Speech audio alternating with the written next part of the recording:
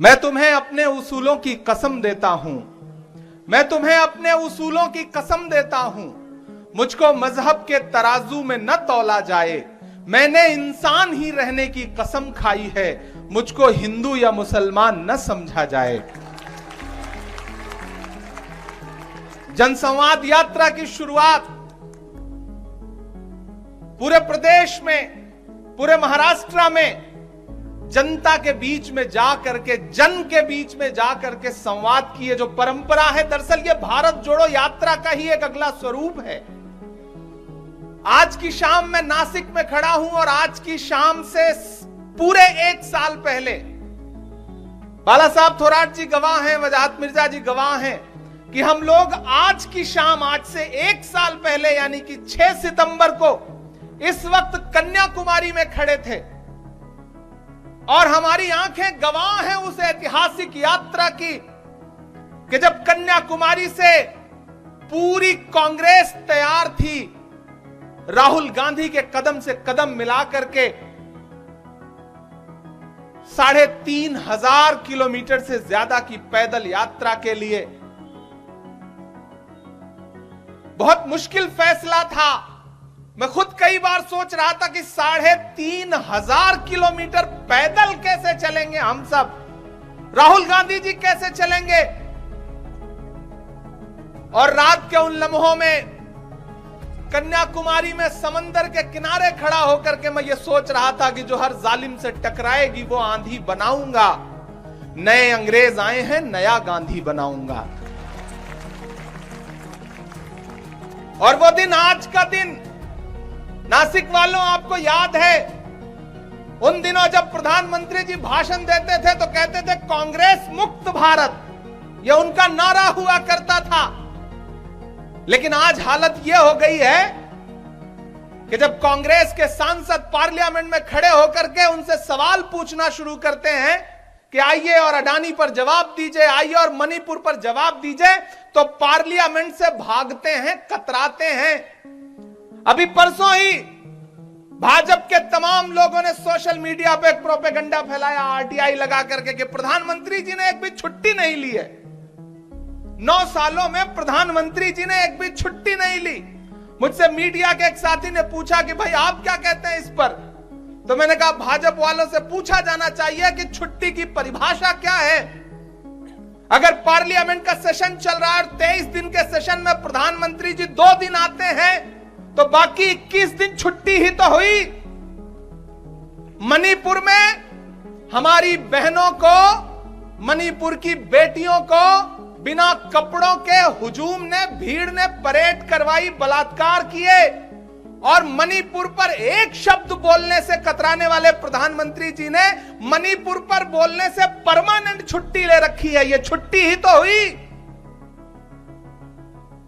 प्रधानमंत्री जी चलते हुए संसद सत्र के बीच में जाकर के कर्नाटक में चुनाव प्रचार करें या किसी दूसरे राज्य में, मध्य प्रदेश में चुनाव प्रचार करें, तो यह छुट्टी ही तो हुई। आखिर छुट्टी की परिभाषा क्या है? महाराष्ट्र वालों, मेरा सौभाग्य है कि कांग्रेस पार्टी ने जब मुझे देश की सबसे बड़ी पंचायत में भेजने का निर्णय लिया तो मुझे किसी और राज्य से भेजती तो शायद मैं इतना खुद को गौरवशाली महसूस ना करता जितना महाराष्ट्र से भेजने पर खुद को गर्व और फख्र महसूस करता हूं कि एक ऐसे राज्य की नुमाइंदगी, एक ऐसे राज्य का नेतृत्व राज्यसभा में करने का मुझे अवसर दिया मेरी पार्टी ने, कांग्रेस ने, कि मैं वहां खड़ा होकर के जब मुझे पुकारा जाता है, मेरा नाम पुकारा जाता है कि महाराष्ट्र से राज्यसभा के सांसद, तो मुझे उस वक्त एक अजीब सा गर्व महसूस होता है। ये एक ऐसा कर्ज है और मैं आज इस मंच पर खड़ा होकर के धन्यवाद अदा करना चाहता हूं बाला साहब थोराट जी का कि आपने उस चुनाव में एक गार्जियन की तरह, जिस तरह से मेरा पूरा चुनाव, मुझे ऐसा लगा ही नहीं कि वो चुनाव मैं लड़ रहा हूं, आप लड़े उस चुनाव को, महाराष्ट्र प्रदेश कांग्रेस कमेटी ने लड़ा उस चुनाव को, तो आपका विशेष आभार व्यक्त करता हूं। चरागों के सफर में दबदबा हो आंधियों का, तो फिर अंजाम जुल्मत के सिवा कुछ भी नहीं होगा। ये दुनिया नफरतों के आखिरी स्टेज पर है, इलाज इसका मोहब्बत के सिवा कुछ भी नहीं होगा। ये जो सत्ता में बैठे हुए लोग हैं, जिन्होंने पिछले 9 साल से इसका जीना दूभर कर रखा है, वो आज एक नया शिगुफा लेकर के आए हैं। वो कहते हैं कि अब हम इंडिया नाम बदलेंगे। मुझे कभी कभी हैरत होती है कि ये सरकार करना क्या चाहती है। पहले इन्होंने 400 रुपए का जो गैस का सिलेंडर यूपीए के शासनकाल में मिलता था उसे 1200 का किया। फिर 10 दिन पहले बोला 200 रुपए सब्सिडी देंगे। अब पहले आपकी जेब से 800 रुपए लूट लें और उसके बाद आपको 200 देकर के कहें कि बहुत खुश रहो। वो पेट्रोल डीजल जो 58 रुपए का 60 रुपए लीटर मिलता था उसे 100 रुपए के पास पहुंचा दिया। ये सरकार वो सरकार है कि जो अपने आइडियोलॉजी की, अपनी पसंद की फिल्मों पर टैक्स माफ करती है और कफन पर जीएसटी लगाती है। यह सरकार वो सरकार है। यह सरकार झूठों की सरकार है। वो चाहे महाराष्ट्र हो चाहे दिल्ली हो। भारतीय जनता पार्टी के राष्ट्रीय अध्यक्ष कार्यक्रम में खड़े होकर बिहार में बोल रहे थे, मैंने तो यहां एम्स बनवा दिया, और जब लोगों ने जाके ढूंढना शुरू किया तो कुछ था ही नहीं। इसी तरह से आपके सूबे की भी स्थिति है। महाविकास अघाड़ी की सरकार इतना शानदार चल रही थी। कोविड में एक एक नेता ने, चाहे वो कांग्रेस का नेता हो, चाहे वो शिवसेना का हो, चाहे एनसीपी का हो, सबने जान झोंक करके पूरे महाराष्ट्र की जनता की सेवा की। और जब उस कोविड से उबरने की कोशिश कर रही थी ये सरकार, तो भाजपा जो है लोकतंत्र को लूटने की कोशिश कर रही थी और सरकार को तोड़ करके, सरकार को लूट करके, लोकतंत्र को लूट करके अपनी सरकार बना ली। लेकिन मैं महाराष्ट्र को सलाम करूंगा। अभी जितने सर्वे आ रहे हैं, जितने भी इंटरनल सर्वे हो, बाहर के सर्वे हो, मीडिया के सर्वे हो, ये बता रहे हैं कि आने वाले दिनों में जब लोकसभा का चुनाव होगा तो भाजपा का सूपड़ा साफ हो जाएगा महाराष्ट्र से। इसीलिए परेशान है। अभी इंडिया अलायंस की बैठक हुई तो वह इतनी सफल रही कि जब इधर बैठक चल रही थी तो उधर संसद का विशेष सत्र बुला लिया गया 5 दिन का। इतना डर है अलायंस से, इतना खौफ है, और अब कहते हैं हम इंडिया हटा देंगे। भारत रत्न बाबा साहब अंबेडकर जी की अगुवाई में संविधान सभा ने कहा था कि इंडिया दैट इज भारत। जो इंडिया है वही भारत है, जो भारत है वही इंडिया है। मैं तो जब मजाक के मूड में आता हूं तो कहता हूं कि जो मोदी है वही अडानी है, जो अडानी है वही मोदी है। इसी तरह से जो भारत है वही इंडिया है, जो इंडिया है वही भारत है। कहां कहां से बदलोगे आप, कहां कहां से हटाओगे आप? क्या आप पासपोर्ट से हटा दोगे रिपब्लिक ऑफ इंडिया? क्या आप ये जो नई नई नोटें हैं, अभी जो नई चलाई है इन्होंने, उस पर लिखा हुआ है ना रिजर्व बैंक ऑफ इंडिया, तो क्या फिर देश दूसरी नोटबंदी के लिए तैयार रहे? मैं तो सरकार से सवाल पूछना चाहता हूं, अगर आपको इंडिया शब्द से इतनी नफरत हो गई है अलायंस की वजह से, तो क्या आप दूसरी नोटबंदी करने जा रहे हैं क्योंकि आपको नोट से इंडिया शब्द हटाना है? मेरा सवाल है ये। आधार कार्ड पर भी तो लिखा हुआ है, एम्स में भी तो इंडिया है, इसरो में भी इंडिया है, आईआईटी में भी इंडिया है, आईआईएम में भी इंडिया है। कहां कहां से हटाओगे इंडिया? इंडिया भारत है, भारत इंडिया है। क्यों अलग करना चाहते हो? क्यों बंटवारे की राजनीति करना चाहते हो? कोई खुशबू न, कोई फूल न, कोई रौनक, उस पे कांटों की जहालत नहीं देखी जाती। हमने खोली थी इसी बाग में अपनी आंखें, हमसे इस बाग की हालत नहीं देखी जाती।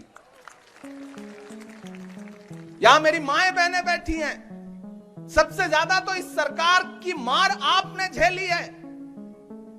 आप जब सुबह चाय बनाने के लिए गैस सिलेंडर का स्विच ऑन करती हैं तो मुझे पता है कि उस वक्त आपको लगता है कि बचा बचा के जलाओ, वरना अगला सिलेंडर खरीदने के पैसे जुटे या ना जुटे। आप जब घर में सब्जी बनाने के लिए कढ़ाई में तेल डालती हैं तो उसके साथ आंसू भी गिरते हैं, क्योंकि 70 रुपए का जो तेल था वो 200 रुपए का कर दिया। आटा, चावल, दूध, दही, पनीर, छाछ, लस्सी क्या नहीं महंगा कर दिया इस सरकार ने। लुटेरों की सरकार है ये। वो प्रधानमंत्री जो कहते थे राहुल गांधी को कि राहुल गांधी तो शहजादे हैं, मैं तो प्रधानमंत्री जी से कहना चाहता हूं कि जिसे आप शहजादा कहते थे, राजकुमार कहते थे, उसी शहजादे ने कन्याकुमारी से कश्मीर तक 3,500 किलोमीटर सड़कों की धूल फांक करके हिंदुस्तान की जनता से मिलकर उनके दर्द को समझा और उनको सीने से लगाया। आपने क्या किया? आपने 10 लाख रुपए का सूट पहना और 8,000 करोड़ के हवाई जहाज में बैठ करके दुनिया के चक्कर लगाए, अलग अलग देशों में जा करके अपने नाम के नारे लगवाए। आपने ये किया प्रधानमंत्री जी।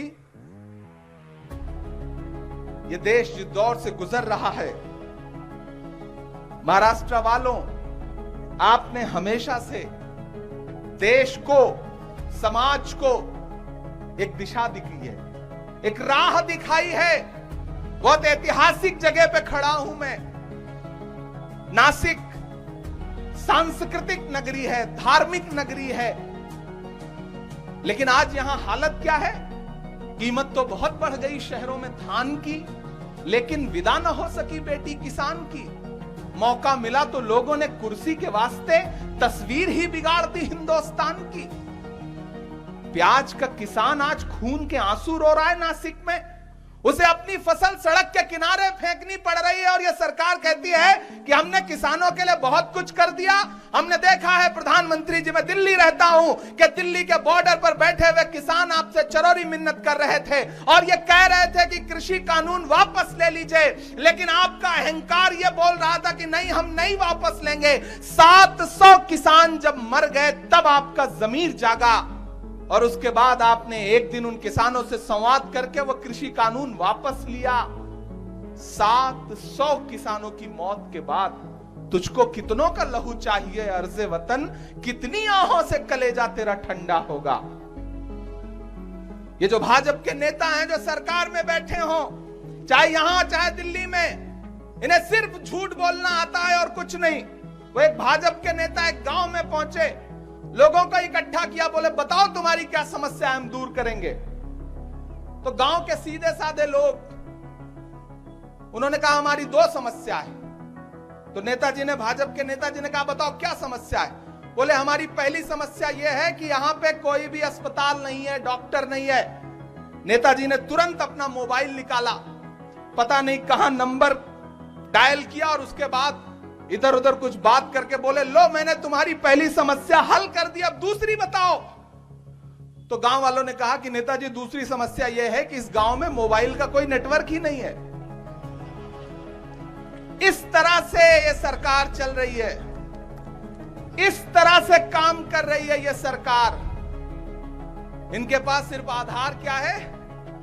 हिंदू को मुसलमान से लड़ा दो, सिख को ईसाई से लड़ा दो, दलितों को लड़ा दो, और अगर कोई शांति से आपसे अपना अधिकार मांगना चाहे तो चाहे वो जंतर मंतर पर बैठी हुई पहलवान बेटियां हो, या वो किसान हो, या फिर जालना में बैठे हुए वो मराठा आरक्षण की मांग करने वाले लोग हों, इनके पास सबका इलाज क्या है? लाठी, आंसू गैस।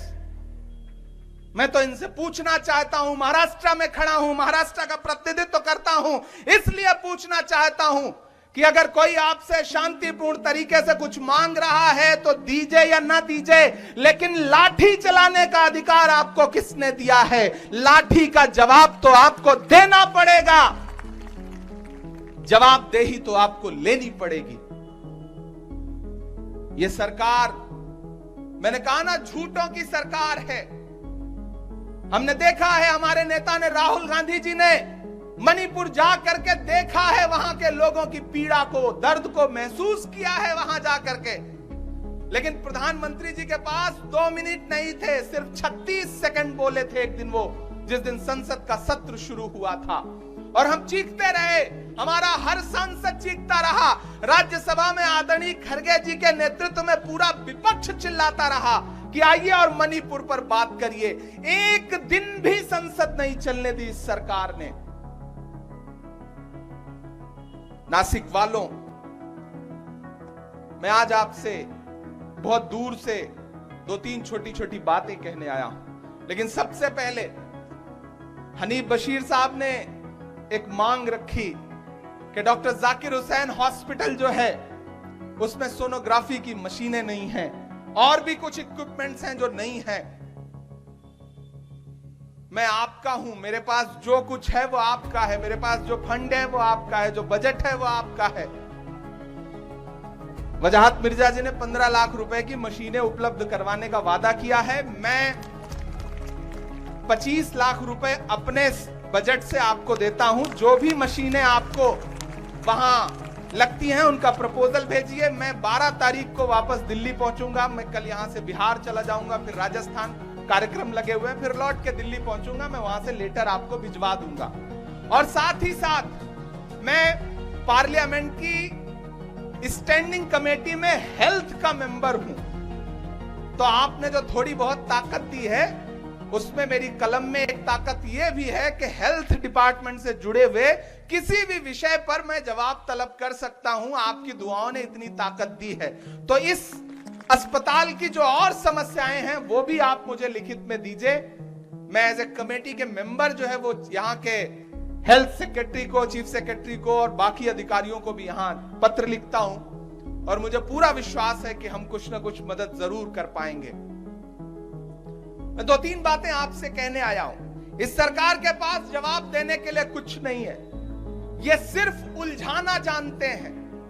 जब आप इनसे सवाल पूछोगे कि पेट्रोल डीजल 100 रुपए का क्यों हो गया, तो ये आपसे कहेंगे कि 1977 में जब ये हुआ था, तो इसका जवाब क्या है। जब आप इनसे पूछोगे कि गैस सिलेंडर 1200 का कैसे हो गया, तो आपसे जानते हैं ये क्या कहेंगे। ये कहेंगे कि फलाने राजा ने जो किया था उसका बदला अब हम लेंगे। तो भाई महंगाई बढ़ा करके कौन सा बदला लोगे, लड़ा करके लोगों को कौन सा बदला लोगे। हम कांग्रेस के लोग हैं। आज आप हमसे कह रहे हो कि हम इंडिया हैं और आप भारत हैं। अरे हम कांग्रेस के लोग हैं। हमारी पार्टी का नाम है भारतीय राष्ट्रीय कांग्रेस, जिसमें राष्ट्रीय भी है, भारतीय भी है। हमारे नेता ने 3,500 किलोमीटर पैदल यात्रा की और उस यात्रा का नाम क्या रखा, भारत जोड़ो। हम वो लोग हैं, हमने इस देश के लिए कुर्बानियां दी है। 10 साल से ज्यादा जेल में रहे पंडित जवाहरलाल नेहरू जी। इंदिरा गांधी जी के शरीर पे कितने गोलियों के छेद थे शायद गिना भी नहीं जा सकता। राजीव गांधी जी ने अपने जिस्म के टुकड़े टुकड़े करवा दिए इस देश के लिए, और आज आप उस पार्टी को कहते हो कि हम समाप्त कर देंगे। आप उस पार्टी के नेता राहुल गांधी से कहते हो कि तुम्हारी संसद सदस्यता ले ली गई है, अब घर खाली कर दो, नोटिस आ जाता है। मैं गवाह हूं उन लम्हों का जब राहुल गांधी जी अपना घर छोड़ रहे थे। 19 साल जिस घर में रहे हो उसे छोड़ते हुए कितना दर्द होता है आप समझते हैं। मैं समझता हूं, क्योंकि परिंदे भी नहीं रहते पराये आशियानों में। हमारी उम्र गुजरी है किराए के मकानों में, हम समझते हैं उस दर्द को। 19 साल जिस घर में रहे उस घर को आपने महीने भर के अंदर छुड़वा लिया। लेकिन उस शख्स का नाम राहुल गांधी है। जब वो अलल ऐलान खड़ा होकर के माइक पे कहता है कि कांग्रेस के सिपाहियों डरो मत, एक नारा जब वो देता है तो वो नारा सिर्फ आपके लिए नहीं होता। आपके अंदर एक जज्बा आता है कि हम डरेंगे नहीं, और उधर पूरी सरकार हिल जाती है। मैं इस चीज को दिल्ली में बैठ करके देख रहा हूं। आज हमने अपने गठबंधन का नाम इंडिया रखा है, तो आप नाम बदल दोगे, ठीक है, फिर आप नाम बदल दो। कुछ दिन बाद हम अपने गठबंधन का नाम बदल के अगर भारत रख लेंगे, तब क्या करोगे, कहां भाग जाओगे। तो ये खेल खेलना बंद करिए प्रधानमंत्री जी। इस देश की जनता के लिए कुछ विकास करिए, क्योंकि इस जनता ने आपको प्रचंड बहुमत दिया है और बहुमत का सम्मान करना आपकी जिम्मेदारी बनती है। नासिक वालों, आपको वो नारा याद है कि मैं चौकीदार हूं, मुझे खजाने की चाबी सौंप दो, मैं देश नहीं लुटने दूंगा। आज स्थिति क्या है? मैं सांसद भी हूं, शायर भी हूं। मैं जब खड़ा हो रहा था तो मुझसे कुछ साथियों ने कहा कि वो एक नज्म भी सुना दीजिएगा, तो मैं चाहता हूं कि मैं सुना दूं, नहीं आप बाद में कहेंगे कि सिर्फ भाषण सुना के चले गए। कहां सोया है चौकीदार, कहां सोया है चौकीदार। ये जो साथी बाईं तरफ खड़े हैं, इधर जो दाईं तरफ खड़े हैं, उधर जो पीछे खड़े हैं, थोड़ी देर के लिए आप जागेंगे और आपकी तालियों का शोर, आपका जो हौसला है, आपकी जो जिंदा दिली है, वो पूरे महाराष्ट्र में जाएगी तो जनसंवाद यात्रा को और ताकत मिलेगी। कि कहां सोया है चौकीदार, कहां सोया है चौकीदार, कहां सोया है चौकीदार, कहां सोया है चौकीदार। डीजल और पेट्रोल की कीमत रही सैकड़ा मार, कहां सोया है चौकीदार, कहां सोया है चौकीदार। पूरे देश में आज तक ऐसा कोई व्यक्ति नहीं मिला जिसने प्रधानमंत्री जी के साथ पढ़ाई की हो। अभी बाला साहब थोराट जी से पूछा जाए कि आपके क्लासमेट कौन थे, तो 2-4 निकल आएंगे। लेकिन मोदी जी ने पॉलिटिकल एंटायर साइंस में पोस्ट ग्रेजुएशन कर लिया, आज तक एक भी बंदा नहीं मिला जिसने उनके साथ पढ़ाई की हो। अच्छा, यह भी सच है कि आज तक एक भी बंदा नहीं मिला जिसने उनके हाथ की बेची हुई चाय पी हो। नहीं मिला कोई, लिटरली नहीं मिला। तब एक शायर जो है वो अपने लहजे में बात करने की कोशिश करता है कि कहां सोया है चौकीदार, कहां सोया है चौकीदार। चाय बेचने वाला पूरा भारत बेच रहा है। इतने कमजोर तरीके से सुनेंगे तो काम नहीं चलेगा, पहुंचाइए उनके कानों तक कि चाय बेचने वाला पूरा भारत बेच रहा है। इसी काम में हासिल उसे महारत बेच रहा है। कि रेल बिक गई, तेल बिक गया, बिका हवाई अड्डा। रेल बिक गई, तेल बिक गया, बिका हवाई अड्डा। सब कुछ बिकता देख के खुश हैं अपने जेपी नड्डा। कि जनता महंगाई की मारी करती हाहाकार, कहां सोया है चौकीदार, कहां सोया है चौकीदार। चलती हुई रेलगाड़ी से पानी टपक रहा है। वंदे भारत का वीडियो तो देखा होगा आप सबने ना। चलती हुई रेलगाड़ी से पानी टपक रहा है, सड़कें धंस रही हैं, पुल टूट रहे हैं, सोना पीतल में बदल रहा है। प्याज का किसान खून के आंसू रो रहा है और सरकार को नाम बदलने की पड़ी है। नासिक वालों, बहुत जिम्मेदारी से एक बात कहता हूं कि जो अपना चलाया हुआ 2000 का नोट नहीं चला सके वो देश क्या चलाएंगे? देश क्या चलाएंगे? वो नहीं चला सकते। वो नहीं जानते कि निर्माण का दर्द क्या होता है। वो नहीं जानते कि जब 1947 में पंडित जवाहरलाल नेहरू जी को यह देश मिला था तो किन परिस्थितियों में था। आज पंडित जवाहरलाल नेहरू जी के कद को बुरा कहने वाली भाजपा, उनके कद को छोटा करने का प्रयास करने वाली भाजपा, मैं उनसे कहना चाहता हूं कि किसी एक दिन, एक मिनट के लिए भी अगर पंडित जवाहरलाल नेहरू जी जैसा विजन अपने अंदर ला पाओ तो मैं तुम्हें मानूं। इस देश में जो कुछ है वो पंडित जवाहरलाल नेहरू जी का बुनियाद रखा हुआ है। और आज कहते हो आपकी सारी गलती पंडित जवाहरलाल नेहरू जी की है। 1947 में देश किन परिस्थितियों में मिला, लेकिन ये कांग्रेस ही थी जिसने इस देश को 1947 के भारत से 2000 के भारत में लाके खड़ा किया। आप नकार सकते हो राजीव गांधी का वो विजन, जब वो कंप्यूटर लेके आए, टेक्नोलॉजी लेकर के आए, तो पंडित अटल बिहारी वाजपेयी जी बैलगाड़ी में बैठ करके संसद गए थे विरोध करते हुए, और आज आप कांग्रेस को कोसते हो। आपने 9 साल में देश को रेलगाड़ी से बैलगाड़ी पर ला दिया। अगर आपको 70 साल मिले होते तो आप मानव को आदिमानव बना देते। मुझे गर्व है, मुझे खुशी है कि मैं कांग्रेस का हिस्सा हूं। मुझे खुशी है कि मैं राहुल गांधी का सिपाही हूं। इस सफर में कुछ लोग आएंगे, जाएंगे, छोड़ेंगे, लेकिन वही डटा रहेगा जिसके अंदर कांग्रेस की विचारधारा है। इसी महाराष्ट्र में बहुत सारे लोग टूटे, बहुत सारे लोग डरे, बहुत सारे लोग बिके, बहुत सारे लोग गए, लेकिन कांग्रेस का एक एक कार्यकर्ता डटा हुआ है। चाहे जितनी गॉसिप कर लें, चाहे जितनी चर्चाएं कर लें, लेकिन कांग्रेस का एक एक सिपाही डटा हुआ है।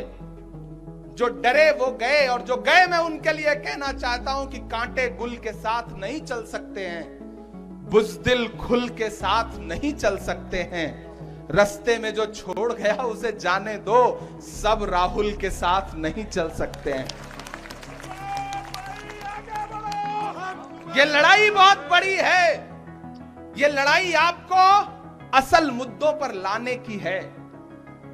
हमने तो पार्लियामेंट में खड़े होकर के वो नारे भी सुने हैं जब पूरी भाजपा खड़ी होती थी और नारा लगाती थी कि राहुल गांधी माफी मांगो।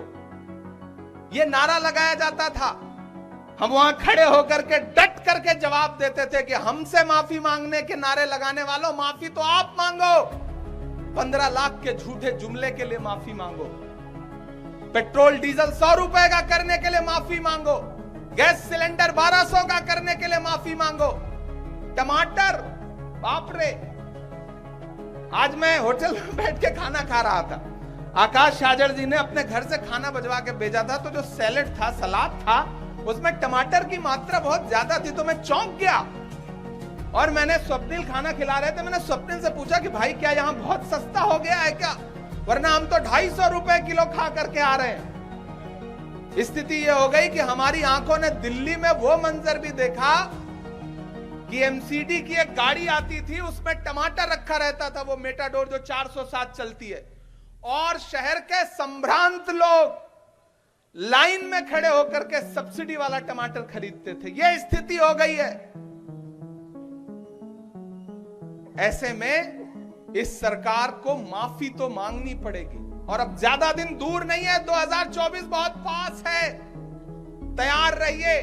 मेरी आवाज उन तक भी पहुंच रही है जो कांग्रेस के साथी हैं, सिपाही हैं। मेरी आवाज उन तक भी पहुंच रही है जो महाविकास अघाड़ी के समर्थक हैं, लेकिन मेरी आवाज शायद उन तक भी पहुंच रही हो जो भूले भटके भाजपा को वोट दे देते हो। मैं उनसे भी कहना चाहता हूं कि इस सरकार ने, प्रधानमंत्री जी ने 2 करोड़ नौकरियां हर साल देने का वादा किया था। 9 साल में 18 करोड़ नौकरियां अब तक दे दी होंगी उन्होंने शायद, लेकिन इस भीड़ में बैठा हुआ कोई भी व्यक्ति बताए क्या उसे सरकारी नौकरी मिली? नहीं मिली। मैं देश के जिस भी कोने में जाकर के पूछता हूं, कोई भी ऐसा व्यक्ति नहीं मिलता जिसे सरकारी नौकरी मिली हो। ऊपर से हमारे देश की सेना, जिस पर हम सब गर्व करते हैं, जो हमारे देश की सरहदों की रक्षा करती है, उसमें भी अग्निवीर ला करके घुसेड़ दिया। 4 साल की कर दी कि आप आओ सेना में नौकरी ज्वाइन करो और 4 साल बाद रिटायर हो जाओ। यह स्थिति करके छोड़ दिया है। और अभी नया नियम लेके आए हैं, नया सर्कुलर जारी हुआ है। सोचने वाली बात है कि सेना का जवान जब छुट्टी पे अपने घर जाएगा तो वो सरकार की स्कीमों का प्रचार करेगा। यह नया जियो आया है। सेना का जवान जब छुट्टी पे अपने घर जाए तो वहां जाकर के केंद्र सरकार की योजनाओं का घूम घूम के प्रचार करे। यह नया सर्कुलर है।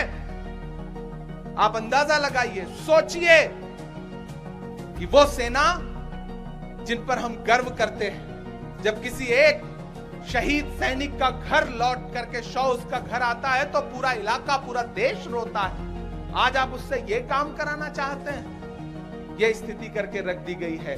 इसलिए नासिक वालों, मैं आपसे निवेदन करने आया हूं, मैं आपसे गुजारिश करने आया हूं। एक जनप्रतिनिधि होने के साथ साथ एक साहित्यकार होने के नाते भी, एक शायर होने के नाते भी, आज स्थिति यह है कि आप सरकार के खिलाफ कुछ बोल दीजिए, अगले कुछ घंटे बाद आपके दरवाजे पर पुलिस खड़ी होगी। कहा गया है, सुना गया है, कोई न बोले, ज़बान दराजों को मशवरा है, कोई न बोले, अजीब लुकनत पसंद हाकिम से वास्ता है, जो चाहता है, जो सोचता है, कोई न बोले।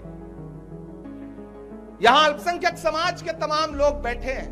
मैं आपसे भी कहना चाहता हूं, मैं अल्पसंख्यक विभाग का राष्ट्रीय अध्यक्ष होने के नाते आपके बीच में भी ऐसे लोग छोड़े गए हैं जो आपके बीच में दुष्प्रचार करते हैं और ये आपसे सवाल खड़ा करेंगे सोशल मीडिया पे, व्हाट्सएप पे कि कांग्रेस ने तो आपको दिया क्या है। ये सवाल आपसे पूछा जाता है और पूछता है आपके समाज का ही कोई नेता, कोई व्यक्ति। मेरे भाई, कांग्रेस वो पार्टी है जो न धर्म की राजनीति करती है, न जो जात की राजनीति करती है, जो न मजहब की राजनीति करती है। वो कांग्रेस ही है जिसने डॉक्टर जाकिर हुसैन को इस देश का राष्ट्रपति बनाया। वो कांग्रेस ही है जिसने फखरुद्दीन अली अहमद साहब को इस देश का राष्ट्रपति बनाया। वो कांग्रेस ही है जिसने सैयदा अनवरा तैमूर को असम का मुख्यमंत्री बनाया। वो कांग्रेस ही है जिसने बरकतुल्लाह साहब को राजस्थान का मुख्यमंत्री बनाया। वो कांग्रेस ही है जिसने अब्दुल गफूर साहब को बिहार का मुख्यमंत्री बनाया। वो कांग्रेस ही है जिसने अब्दुल रहमान अंतुले को महाराष्ट्र का मुख्यमंत्री बनाया। वो कांग्रेस ही है अल्पसंख्यक समाज के लोगों जिसने ए.के. एंटोनी साहब को इस देश का रक्षा मंत्री बनाया। वो कांग्रेस ही है जिसने प्रदीप जैन आदित्य को इस देश का केंद्रीय मंत्री बनाया। वो कांग्रेस ही है जिसने एक दिन खामोश से रहने वाले सरदार डॉक्टर मनमोहन सिंह साहब को इस देश का प्रधानमंत्री बनाया। तो जो आपके बीच में लोग आकर के आपसे कहें कि आपको कांग्रेस ने दिया क्या है, पलट के उनको जवाब भी दिया करिए कि कांग्रेस धर्म, जात और मजहब की राजनीति नहीं करती। जो व्यक्ति प्रतिभाशाली होगा और कांग्रेस की विचारधारा के प्रति समर्पित होगा, पार्टी उसे एक दिन उचित सम्मान भी देगी, उचित पद भी देगी। हम हैं कांग्रेस। मैं जब राजनीति में आया, मैं उत्तर प्रदेश से हूं, बाला साहब जी, मेरे यहां क्षेत्रीय पार्टियां बहुत सारी हैं। तो जब मैं राजनीति में आया तो मुझसे यह सवाल किया गया कि इमरान साहब, आपके लिए तो ऑप्शन थे वहां पर, लेकिन आपने कांग्रेस को क्यों चुना? तब मैंने लोगों से कहा कि मुझे देश के साथ खड़ा होना है, इसलिए मैं कांग्रेस के साथ खड़ा हूं। कांग्रेस इस देश के बारे में सोचती है और आज जो हमें डराने की कोशिशों में लगे हुए हैं, हमें उनसे यह कहना है। आखिर में एक छोटी सी नज्म सुना करके आपसे विदा लूंगा क्योंकि समय होने वाला है और मुंबई पहुंच के फ्लाइट पकड़नी है, फिर भारत जोड़ो यात्रा के कार्यक्रम लगे हुए हैं। लेकिन मैं बाला साहब थोराट जी से वादा करता हूं, आपका अधिकार भी है और मैं सांसद यहां से ना भी होता तब भी आप लोगों का अधिकार था। आप जहां भी कहेंगे, जिस भी जिले में कहेंगे, पूरे अधिकार के साथ मुझे आदेशित करिए। मैं पूरे प्रदेश में जनसंवाद यात्रा के अलावा भी जो कार्यक्रम है उसमें शामिल होने के लिए तैयार हूं। मैं बीच में बीमार था, मुझे डेंगू हो गया था, मैं 10 दिन हॉस्पिटल में रहा, इसीलिए इंडिया अलायंस वाली मीटिंग में भी नहीं आ सका। लेकिन जैसे ही तबीयत थोड़ी सी ठीक हुई, मैंने देश के किसी और हिस्से के कार्यक्रम में ना जा करके, जब आकाश हाजर जी ने मुझसे कहा कि हम एक कार्यक्रम कर रहे हैं जनसंवाद यात्रा का, उसमें आपको आना है, तो सबसे पहले मैं अपनी बीमारी से उबरने के बाद कहीं आया तो वो नासिक में आया हूं, क्योंकि मुझे पता है यहां से दुआ मिलती है तो इंसान और स्वस्थ हो जाता है और मजबूत हो जाता है। वो भाजपा जो हमें डराना चाहती है, वो सरकार जो हमें डराना चाहती है, हम उससे इतना ही कहना चाहते हैं कि मत समझना डराने से डर जाएंगे। उससे पहले 4 पंक्तियां याद आ गई। अच्छे दिन का वो जुमला सुना था आप सबने ना। इन दिनों प्रधानमंत्री जी जब कहीं बोलते हैं कि हमने देश को अच्छे दिन दिए, तो हमारा मन करता है कि हम उनसे कह दें कि मोहब्बत भाईचारे के दीवाने दिन ही लौटा दो, वो सस्ती दाल सब्जी के सुहाने दिन ही लौटा दो, वो सस्ती दाल सब्जी के सुहाने दिन ही लौटा दो। ये अच्छे दिन तो अंबानी अडानी को मुबारक हो, हमें ऐसा करो साहिब पुराने दिन ही लौटा दो, हमें ऐसा करो साहिब पुराने दिन ही लौटा दो। और ये सरकार जो डराना चाहती है, हम उससे कहना चाहते हैं कि मत समझना डराने से डर जाएंगे। हम कांग्रेस के लोग हैं, हम डरने वाले लोग नहीं हैं। ये जमीन तब भी निगल लेने पर आमादा थी, 1947 का भारत और आज का भारत, ये जमीन तब भी निगल लेने पर आमादा थी। पांव जब टूटती शाखों से उतारे हमने, इन मकानों को खबर है न मकीनों को खबर, उन दिनों की जो खलाओं में गुजारे हमने। आंधियां तोड़ लिया करती थी शम्मों की लवें, जड़ दिए इसलिए बिजली के सितारे हमने। आज की रात बहुत गर्म हवा चलती है, आज की रात न फुटपाथ पे नींद आएगी। सब उठें, मैं भी उठूं, तुम भी उठो, तुम भी उठो, कोई खिड़की इसी दीवार में खुल जाएगी। मेरे भाई, डरने से काम नहीं चलेगा। ये सरकार जितना डराती है, हमने सामने बैठ के देखा है, उससे ज्यादा खुद डरती है। प्रधानमंत्री जी संसद आने की हिम्मत नहीं जुटा पाते हैं। मैं पूरी जिम्मेदारी से यह बात कह रहा हूं, क्योंकि सामने कांग्रेस के और विपक्ष के सांसद खड़े होकर के सवाल पूछने के लिए तैयार रहते हैं, इसलिए प्रधानमंत्री जी संसद आने की हिम्मत नहीं जुटा पाते। तो डराने वाला खुद ज्यादा डरा होता है, इसलिए हर डराने वाले से यह कहिए कि मत समझना डराने से डर जाएंगे। ये महाराष्ट्र है, मत समझना डराने से डर जाएंगे, अब के सारी हदों से गुजर जाएंगे। मत समझना डराने से डर जाएंगे, अब के सारी हदों से गुजर जाएंगे। मौत के नाम का खौफ देता है क्यों? तैयार रहिएगा अगले मिसरे पे कि मौत के नाम का खौफ देता है क्यों? मौत जिस रोज आएगी मर जाएंगे। मत समझना डराने से डर जाएंगे। और ये सामने 3 रंग लगे हुए हैं, इधर भी इधर भी। यही तो है हिंदुस्तान, यही तो है भारत, यही तो है इंडिया। तब इमरान बोलता है कि हमने ज़मज़म दिया, आबे गंगा दिया, हमने ज़मज़म दिया, आबे गंगा दिया, तुमने भारत को दंगा ही दंगा दिया, तुमने भारत को दंगा ही दंगा दिया। और ये जो रंग है, ये जो झंडा है, इसमें जो 3 रंग हैं, वो 3 रंग आपके अपने हैं। उन 3 रंगों की मोहब्बतों की कसम देता हूं। और जो चौथी पंक्ति है, उस पे आपकी तालियों का शोर न सिर्फ मुंबई जाए बल्कि दिल्ली तक भी जाए। इमरान बोलता है, मैं इसलिए जिंदा हूं कि मैं बोल रहा हूं। दुनिया किसी गूंगे की कहानी नहीं लिखती, मैं बोलने की हिम्मत करता हूं। अलल ऐलान ये कहता हूं कि हमने ज़मज़म दिया, आबे गंगा दिया, तुमने भारत को दंगा ही दंगा दिया, तुमने एक रंग के ख्वाब देखे मगर, तुमने एक रंग के ख्वाब देखे मगर, हमने हिंदुस्तान को तिरंगा दिया। ये तिरंगा बदन पर लपेटे हुए,